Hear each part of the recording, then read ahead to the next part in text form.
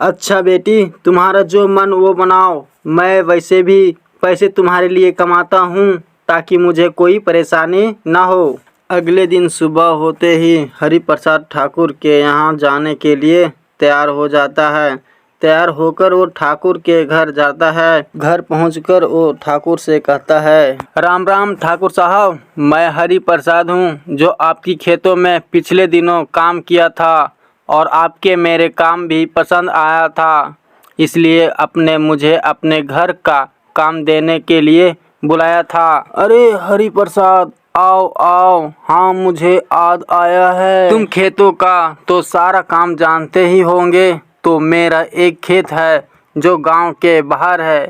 उस खेतों में बहुत से मजदूरों को काम दिया, पर कोई भी मजदूर एक दो दिन से ज़्यादा काम नहीं करते। अरे नहीं ठाकुर साहब, मैं किसी खेत में कोई भी काम कर लूँगा। मुझे खेत के सारे काम आते हैं। सिर्फ काम बताइए और खेती खाइए। ठीक है हरिप्रसाद, तुम आज से काम पर जाओ। मोहनलाल, तुम इसे मेरे गांव के बाहर वाले खेत में जाकर काम समझा दो। ठाकुर के कहने पर दोनों खेत पर निकल जाते हैं। थोड़ी ही देर में खेत पर पहुंच जाते हैं। मोहनलाल हरिप्रसाद को खेत का पूरा काम समझा देता है। समझाने के बाद मोहनलाल वहां से चला जाता है। हरिप्रसाद शाम तक खेत में ही काम करता है। शाम होने के बाद घर निकल चला आता है। घर से पहुंचते ही राधा इससे कहती है, पिताजी आप आ गए, यह लीजिए पानी पीजिए। ठाकुर के यहाँ काम मिला आपको। क्या काम मिला है? देखिए पिताजी, आप काम कीजिए लेकिन ज्यादा काम मत कीजिएगा। अब आपकी सेहत भी पहले की तरह नहीं है। आप अपने सेहत का भी थोड़ा ध्यान दीजिए।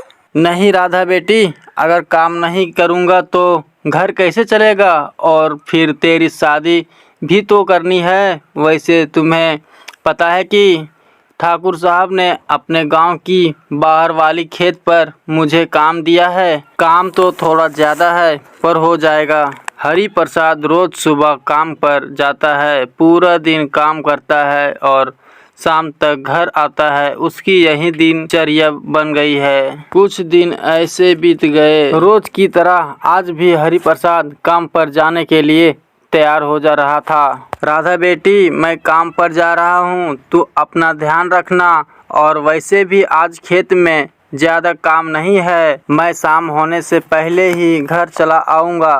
इतना कहकर हरिप्रसाद काम पर निकल जाता है। खेत में पहुंचते ही काम करना शुरू कर देता है।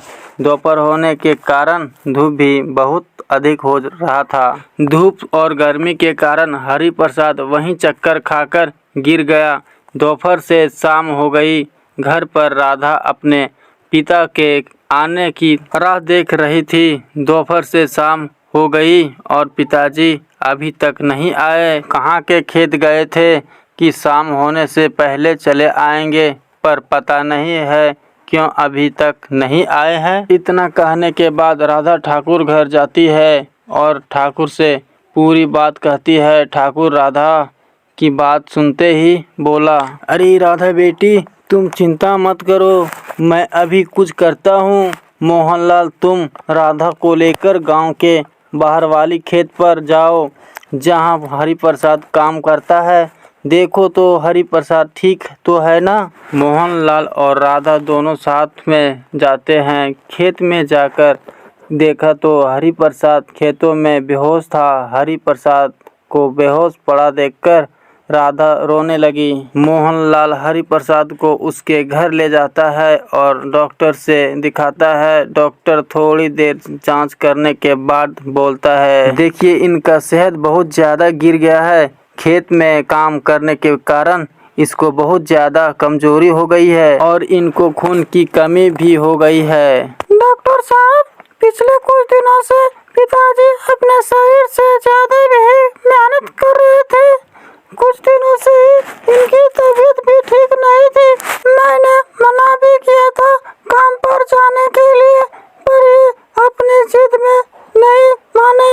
डॉक्टर साहब, अब बस इनको ठीक कर दीजिए। जी ठीक है, पर अभी इनको एक ग्लूकोज और खून चढ़ाना पड़ेगा जिससे इनको थोड़ी ताकत आए, और उसके बाद मैं कुछ विटामिन लिख देता हूँ। तुम इसे समय पर देना और इनके खाने पीने का ध्यान रखना, और ये ध्यान रहे कि ये कुछ हफ्ते काम पर ना जाए, नहीं तो इनकी तबीयत और ख़राब हो जाएगी। नहीं डॉक्टर साहब, मैं इनका पूरा ध्यान रखूँगी। आपने जो भी दवाइयाँ लिखी है मैं अभी जाकर लाती हूँ। राधा अपने कमरे में जाते हैं और पैसे ढूंढती है, पर उससे जो भी पैसे मिलता है वो बहुत कम था। तभी उसे याद आया कि उसके पिता ने उसके शादी के लिए उसके माँ के कुछ गहने रखे हैं, वो उनका गहने। इतना कहकर राधा गहने को लेकर सुनहर के पास जाती है और उसे